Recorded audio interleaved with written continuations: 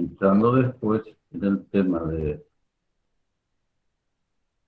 el libro que tienen ya también ustedes, en el módulo 12 está el contenido de la planificación sanitaria en el proceso de atención ambulatoria.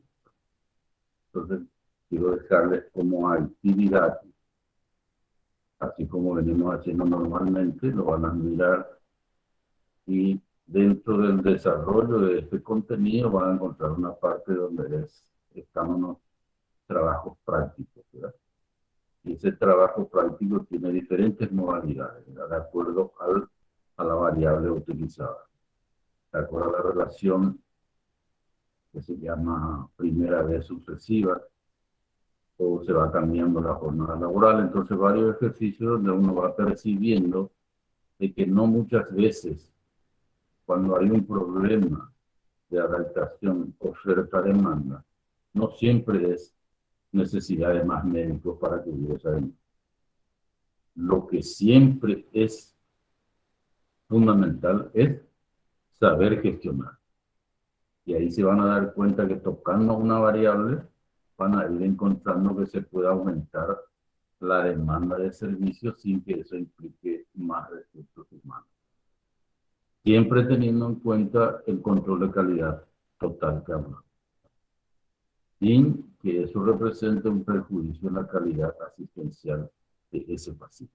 Entonces, son diferentes variables que uno va moviendo en esos trabajos prácticos y como tarea, entonces les dejo que los miren un poquito, vayan elucubrando esos trabajos prácticos y un comentario a través de 6, 8 líneas, hablando de la importancia que tiene el conocer las variables de referenciamiento para que podamos contestar esa gran pregunta. Porque normalmente cuando uno no tiene competencia y está en función gerencial, y cuando tiene una sobredemanda, lo primero que piensa es tengo que tener más medios. Y no siempre eso es así. Entonces ahí vamos a entender del porqué de las variables y la importancia que tiene cada variable. Entonces quiero un comentario de cada uno de ustedes sobre esa partecita del tema. ¿Sí? Y entonces sí, me gustaría entrar en la segunda parte del tema de hoy, que es la planificación ambulatoria. Consulta externa. ¿Cómo se puede llegar a hacer la gestión en atención ambulatoria? Y esto ya diferencio totalmente porque este es un tema que no tiene mucha literatura. Quizás este libro sea uno de los pocos que tiene el abordaje de la gestión en atención ambulatoria con estas características, ¿verdad? Y después, cuando uno toma libros, nadie habla de una planificación ambulatoria específica, digamos, de la forma que le damos al enfoque, ¿verdad? Entonces, ya entrando en tema, habíamos dicho que el MESI, el modelo estándar del control interno público, que tiene la Contraloría General de la República por un mandato constitucional y que nos obliga a conocer nuestras actividades, los procesos de nuestra gestión, cuáles son los principales indicadores y, por supuesto, esa dirección por objetivos que hablamos. Entonces aquí, esto ya repetimos el otro día, vamos a ir pasando, ya sabemos también lo que es un ratio, cuando una variable que está definida tiene que estar de forma insustituible en la gestión, de tal forma que nuestra fórmula lo podamos aplicar sin ningún problema. Esto también ya repetimos varias veces. Acá están los, hablando ya del MESIC, acá están los procesos que me van a pedir, ¿sí?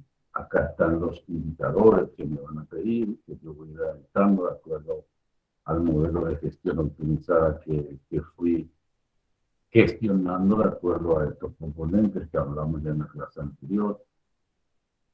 Dirección por objetivos, fácilmente esto se puede sacar porque yo ya tengo indicadores y esos indicadores los utilizo, así como hablamos el otro día Cuando estoy hablando, por ejemplo, de los indicadores de hospitalización, específicamente la estancia media, quiere decir que el promedio de días que queda un paciente internado en el servicio, vimos aquel ejemplo de clínica médica del ITS que estaba en 14, 15 días.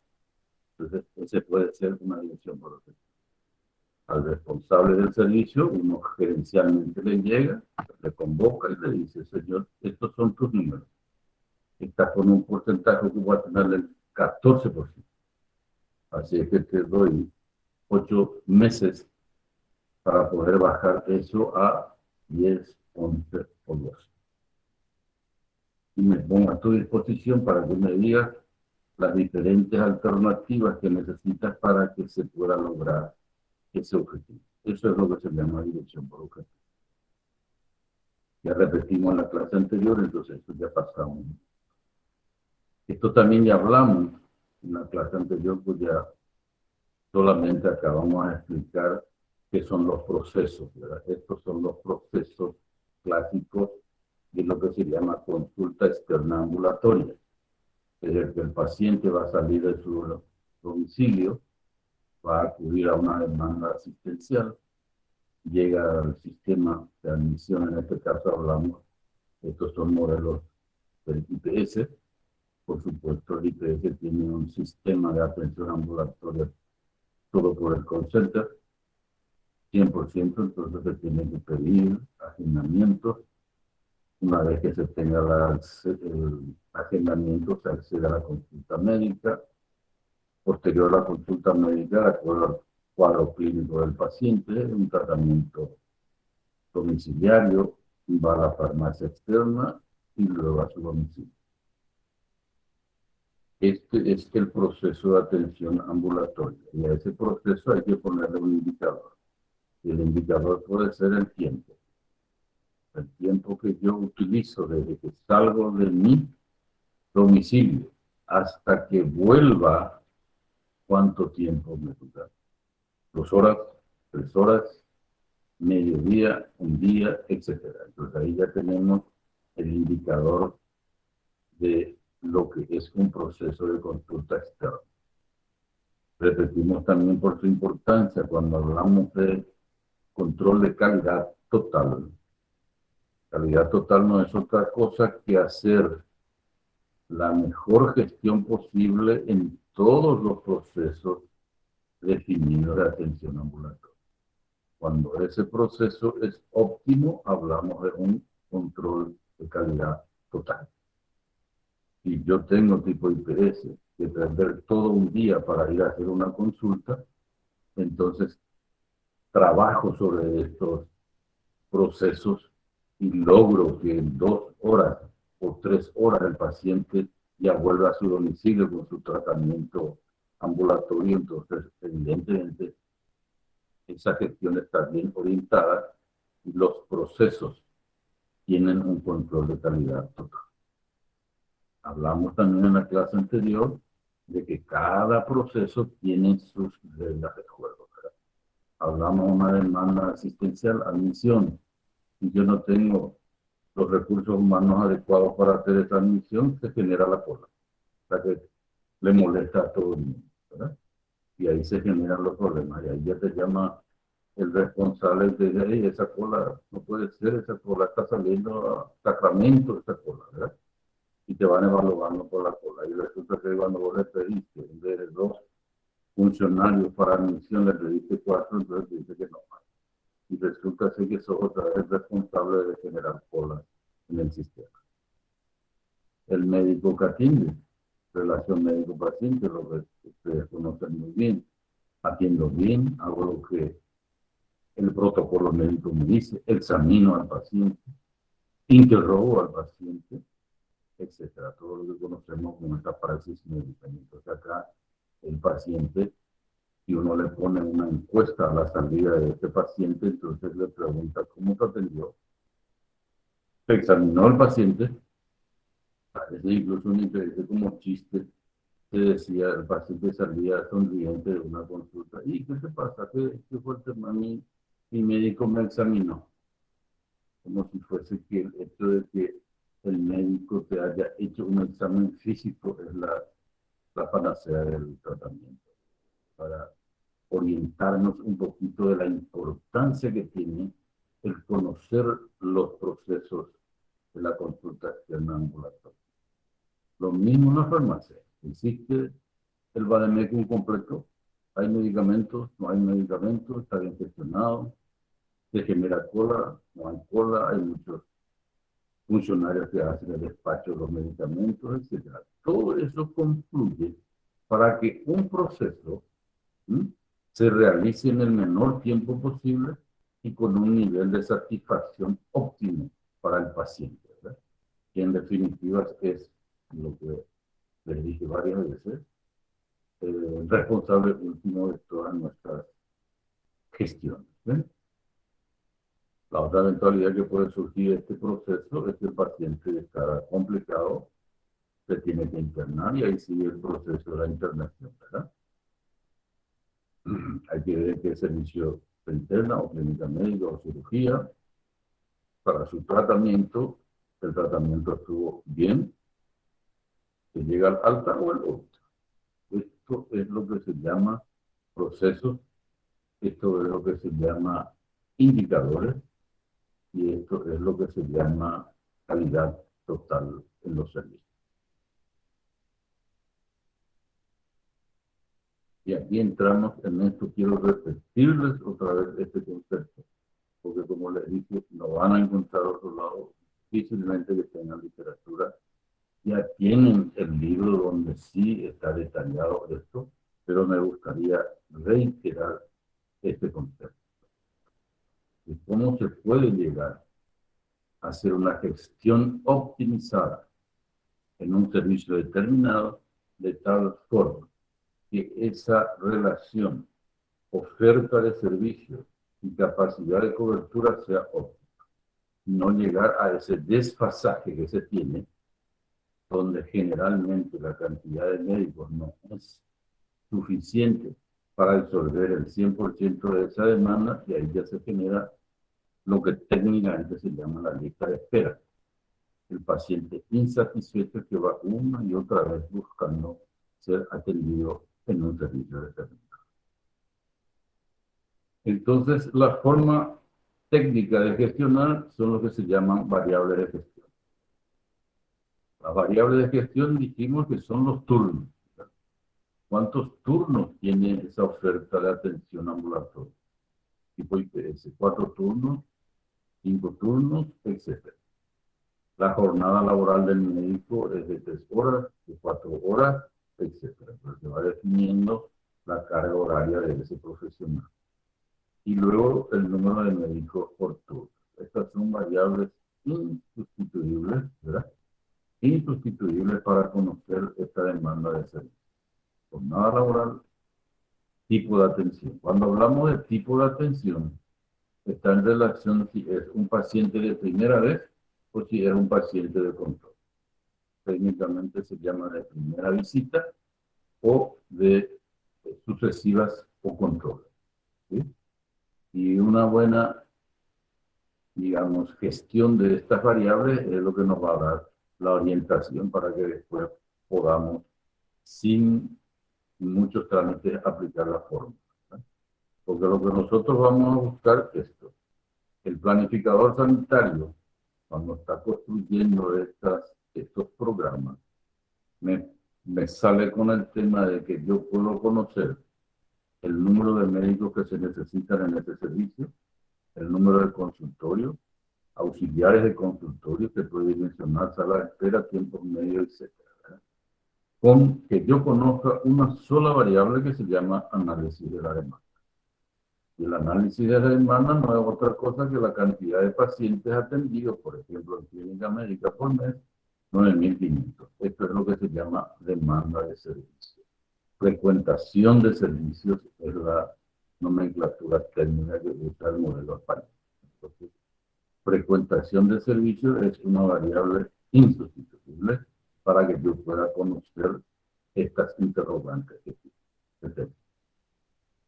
Entonces, en este cuadro vamos viendo el desarrollo de esto Y vamos a ver que voy definiendo los tiempos medios por consulta. Ustedes saben, para un paciente de primera vez, estos son estándares, estos son ratios internacionales por especialidad. Cada hospital tiene como ratio para las diferentes especialidades cuál es el tiempo medio, porque no es lo mismo un paciente de clínica médica o un paciente de psiquiatría. El paciente de psiquiatría no es factible de un interrogatorio, entonces hay que estar pendiente de su movimiento, hay que ver cómo, ¿no? Lo mismo en neurología. Un paciente con paro neurológico necesita muchas pruebas, necesita hacerle caminar, necesita un interrogatorio más fino, entonces el tiempo medio para ese tipo de paciente está en media hora, a veces 40 minutos, en psiquiatría puede ser una hora, ¿sí? En clínica médica puede ser media hora, 20 minutos, etc. Entonces, eso es lo que se adopta como un ratio nacional, eso que hablamos en la Dirección Médica Nacional, indicadores PAIS. Se tiene que unificar un paciente para primera consulta en el servicio determinado es de, por ejemplo, en este caso, ¿verdad? 20 minutos para primera visita, 10 minutos una sucesiva o control, ¿verdad? Y entonces hay algo después lo que se llama la distribución de pacientes, ¿verdad? Si yo distribuyo 4 pacientes de primera visita a un tiempo medio de 20 minutos, utilizo 80 minutos. Si yo defino 10 pacientes para esto, entonces utilizo 100 minutos. Quiere decir que en 180 minutos, es decir, una jornada laboral de 3 horas, puedo atender esta cantidad de pacientes, ¿verdad? Pacientes por semana, pacientes por mes, pacientes por año. Matemática pura, ¿verdad? Y entonces de esta forma ya conozco lo que yo necesito para poder aplicar mi fórmula. Y ahí llegamos a la fórmula de cómo yo conozco, de acuerdo a una demanda de servicio, el número de médicos que se necesita. Dijimos que esa demanda de servicios era, por ejemplo, 9.500 pacientes al mes. Y entonces ahí ya aplico mi fórmula y encuentro que la fórmula dice que es frecuentación de servicios por productividad por médico. Y con el análisis de la gestión que hicimos de estas características, para saber fundamentalmente la productividad por médico, que es esto, entonces ya fácilmente tengo todos los numeradores y denominadores de la forma. Me dice frecuentación de servicio, 9.000 pacientes por mes. La productividad por médico es de 280 pacientes, entonces acá me sale que son 33 nuevos, o sea, 34 médicos necesito en atención ambulatoria para poder resolver 9.500 pacientes al mes. Y esto directamente lo hacemos, ¿verdad? 34 por 280, 9.500 pacientes, un poquito más. Entonces acá, matemática pura. Y una vez que yo gestione este servicio de atención ambulatoria de esta forma, tengo todos los indicadores que yo necesito para poder evaluar el servicio y hacer las medidas correctivas que necesito. Si yo tengo una sobredemanda y mi capacidad es insuficiente, entonces tengo que ver la productividad media.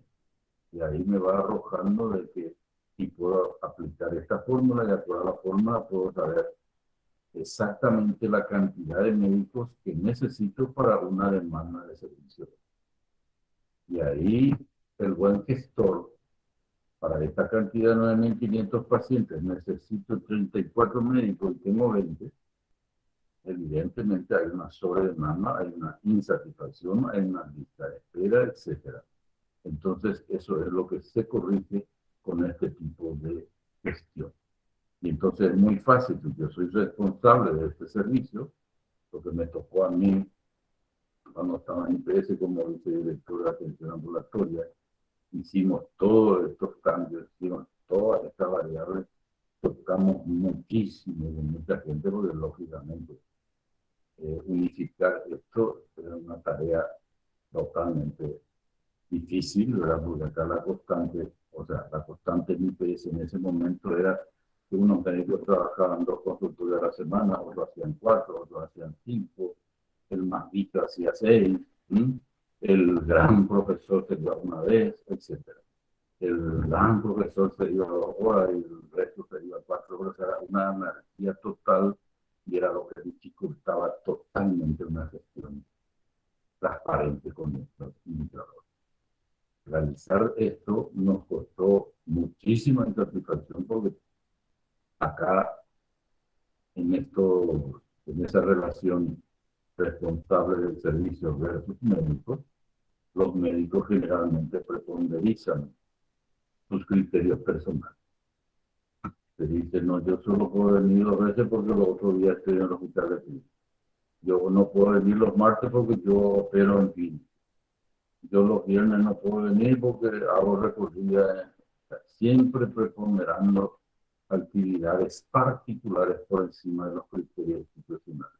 Y ahí entramos nosotros con nuestro papelito institucional. Esta es la oferta, estas son las disponibilidades, entonces tenés que elegir y entrar en esto porque ya está unificado. Y la única forma de gestionar es esta, así que tenés que definir los días que vas a venir de forma unificada. Y entonces ahí fuimos de a poquito logrando la concientización de los médicos. Hecho que nos ayudó muchísimo porque teníamos potestad de hacerlo y no fue fácil después hacer esta reingeniería porque lógicamente exigimos que cuando aumentábamos los días de consultorio del médico que tengan una remuneración adecuada. Entonces trabajamos también por la escala salarial de los médicos. Hicimos una buena escala salarial de acuerdo a los días que iba al hospital y entonces eso también generaba una buena motivación para los médicos y a una regla de juego, a unas nuevas exigencias le agregamos una remuneración adecuada. Entonces, el nivel de insatisfacción de los médicos fue muy fácil de corregir porque lógicamente representaba también una unificación salarial para todos. Entonces, esa es la forma correcta de hacer la gestión. No se olviden nunca de las variables, los ratios que son insustituibles y aplicar la fórmula, sencilla la fórmula y esta es la forma correcta de inversión. Esto es lo que quiero que quede bien claro porque este es el A de lo que es la gestión, digamos, la gestión en los servicios. Este es el ejemplo de la atención ambulatoria, pero esto mismo después se aplica en los diferentes procesos troncales que vimos, hospitalización, esto después se puede ir aplicando en el árbol quirúrgico, etc. ¿Sí? Entonces, esto es a manera de recordatorio. Entonces, ahí contestamos esta primera pregunta. Número de médicos que se necesitan de acuerdo a una demanda determinada. Ahora vamos a la segunda variable.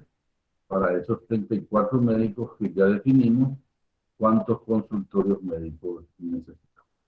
Ahí volvemos a lo mismo. ¿Cuáles son las variables de gestión insustituible? Acá aparece el primero turno. Lo más importante para esta definición es saber la cantidad de turnos que tienen los médicos que trabajan en esta institución. Y acá, como les dije ya en la clase anterior, siempre esto es un modelo del IPS. El IPS se funciona con 3 turnos, creo que de 7 a 10, de 11 a 13, de 13 a 15, después de 15 a 10, una cosa así.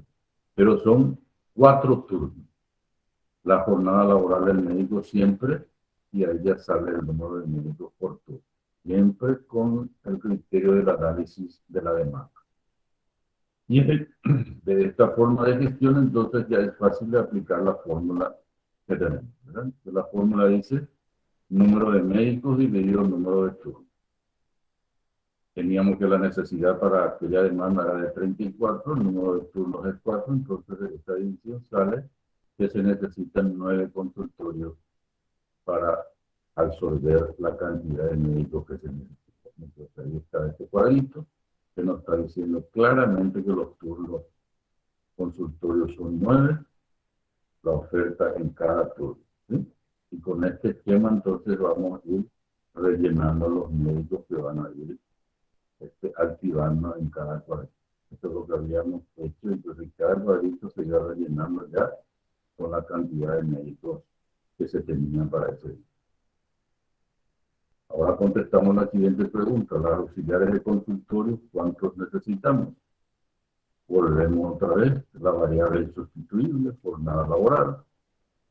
Esa auxiliar de consultorio tiene una jornada laboral de 6 a 13 horas. Al tener de 6 a 13 horas, son prácticamente 2 turnos que puede cubrir, porque decimos que de 7 a 10, y creo que de 10 hasta 12 o 13. Y entonces ahí ya aplicamos. Y luego la variable, la segunda variable es la modalidad.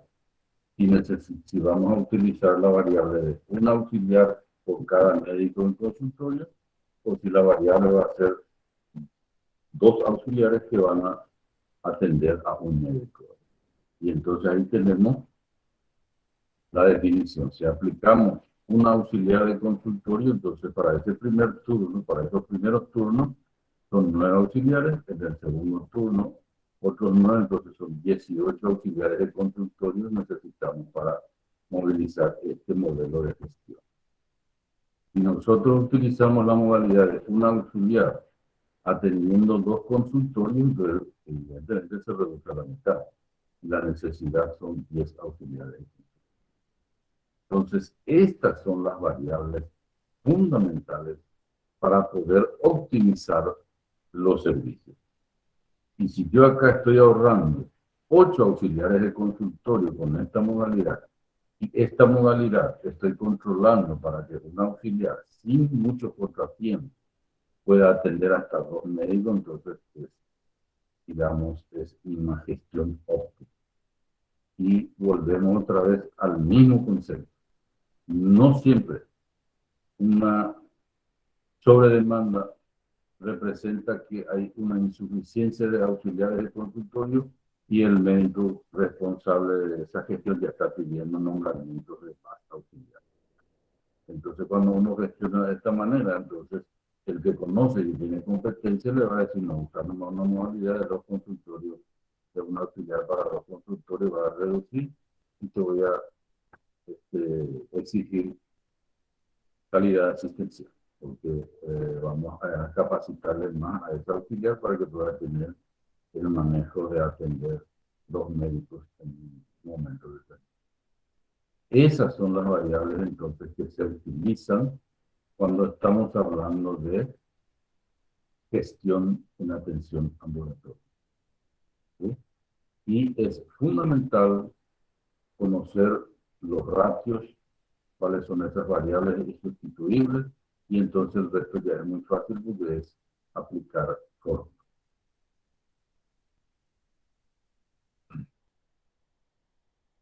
Cálculo estimativo de sala de espera, ya vimos también en la clase anterior, este es muy fácil, se divide entre 3, que como son turnos de 3 horas, se divide por 3 y ahí sabemos cuántos pacientes por hora, un acompañante por cada paciente, y ahí tenemos el espacio que necesitamos para la sala de espera para poner los asientos respectivos y no llegar a eso que vemos muchas veces en los pacientes. Los pacientes no tienen dónde sentarse, están todos recostados, sentados en el suelo, en un espacio físico inadecuado. Recuerdo que un tiempo era en subsuelo las consultas de traumatología, todo apiñado, la gente contra la pared, sentado en el suelo, o sea, sin ninguna infraestructura para que el paciente sea atendido. Esa era la forma que en un momento determinado se estaba dando atención ambulatoria a los pacientes. Y eso se va haciendo en todos los servicios, ¿verdad? Y acá para terminar así rápidamente repetimos también el bloque de hospitalización con sus 4 indicadores clásicos, ¿verdad? Estancia media, ya dijimos, el promedio de días que queda internado un paciente en el servicio. Ya repetimos el otro día la importancia que tiene conocer esto para que los servicios no queden taponados, en este caso el servicio de urgencia. El porcentaje ocupacional también tiene una fórmula que se va aplicando y nos da el indicador, el ratio. En este caso, volvemos otra vez, es un servicio de clínica médica del hospital. Para este momento del trabajo estaba 97.7%, prácticamente un servicio saturado, ¿verdad? No tenía capacidad de ingresos, entonces por eso se repercutía en urgencia y ahí ya está instalado el máximo. ¿Sí? Y ahí ya rompemos todos los indicadores, ¿verdad? En urgencia, un servicio que está, creo que tenía la capacidad para 300 pacientes, su frecuentación de servicio era 600 a veces 700. Servicio de clínica médica taponado, no se podía derivar pacientes, entonces quedaban el paciente camina. ¿Sí? Y ahí hay otra vez un ratio internacional en urgencias, ¿verdad? ¿Cuál es el ratio internacional? O sea, un médico de un servicio de urgencia de esas características, ¿hasta cuántos pacientes puede atender? Es una relación 1:5, es una relación 1:7, o sea, un médico atendiendo 7 pacientes, estamos hablando de un servicio de urgencia, son pacientes graves, relativamente inestables, entonces ese es el indicador. Y uno va y aplica en IPC y encuentra que la relación paciente, médico-paciente es 1:20, a veces 1:40, un solo médico para 40, en este caso camillas ni siquiera estaban encamados. Imagínense esa tarea del médico gritando a cada paciente, imposible poder examinar esa cantidad, y ahí está la insatisfacción, ahí están incluso las muertes evitables, ¿sí? Porque un paciente que llega con una hipertensión X, está en ese servicio donde nadie la atiende, donde está gritando, está gimiendo, pidiendo socorro, las enfermeras insuficientes, los médicos insuficientes, entonces va aumentando su nivel tensional, por supuesto, y a veces repercute que ahí mismo hacen un infarto, óbito o tiene que ser trasladado a terapia. O sea, se van complicando en el mismo servicio por no tener las condiciones de una gestión adecuada en el servicio. ¿Sí? Entonces, eso es fundamental conocer cuando uno es responsable de hospitalización, conocer estos indicadores para poder trabajar, digamos, conforme a los indicadores internacionales y evitar esa mala praxis que estamos tan acostumbrados a hacer. Y bueno, y eso es para no repetir, lógicamente, sistema de información en salud también ya hablamos. Tenemos que tener nuestro libro de hospitalización para que yo pueda anotar las variables que yo necesito aplicarlas en mi fórmula, entonces tengo que saber cuántos ingresos hubo, entonces cada médico, el médico de guardia va llenando los ingresos, los días de internación, este salió de alta, este salió en 3 días, este en 5, este en 7, en 15, y eso se va sumando, y eso es lo que se llama número de días de internación, número de ingresos, y estos datos, lógicamente, para ir teniendo informaciones que uno cuando quiere hacer un trabajo de investigación muchas veces concurre al servicio de archivo y encuentra, tiene que hacer maravillas para ir encontrando lo que uno quiere investigar porque no están estos datos, ¿verdad? Entonces hay que saber el número de expedientes, por qué ingresó, por qué egresó, con qué diagnóstico, hubo óbito, no hubo, etc. ¿Sí? Entonces esto es lo que se llama sistema de información sanitaria y esto es lo que nos da el soporte de la información que nosotros necesitamos para poder gestionar un servicio de estas características. Entonces, para ser coherente con lo que le había dicho, vamos a terminar acá, con la convicción de que ya está ahí la clase grabada. Tómense su tiempo, escuchen, van a ver la realidad de la administración hospitalaria pura y práctica, y lógicamente después habrán el módulo de planificación sanitaria, van a ver los trabajos prácticos y van a tener los sustratos para poder llenar esas 5 o 6 hojitas renglones que les pedimos como trabajo práctico. Así es que dejamos aquí la clase, les agradezco por su atención y vayan priorizando pediatría hoy de mañana tienen pediatría, así que ya les diré. Muchas gracias. Muchas gracias, doctor. Pues, doctor.